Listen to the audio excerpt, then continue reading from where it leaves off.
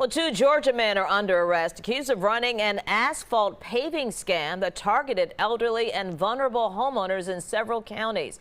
Meriwether County deputies say 25-year-old Johnny Lee and 33-year-old known as Pee Wee Lee are accused of posing as paving contractors, taking money for substandard or even non-existent driveway work.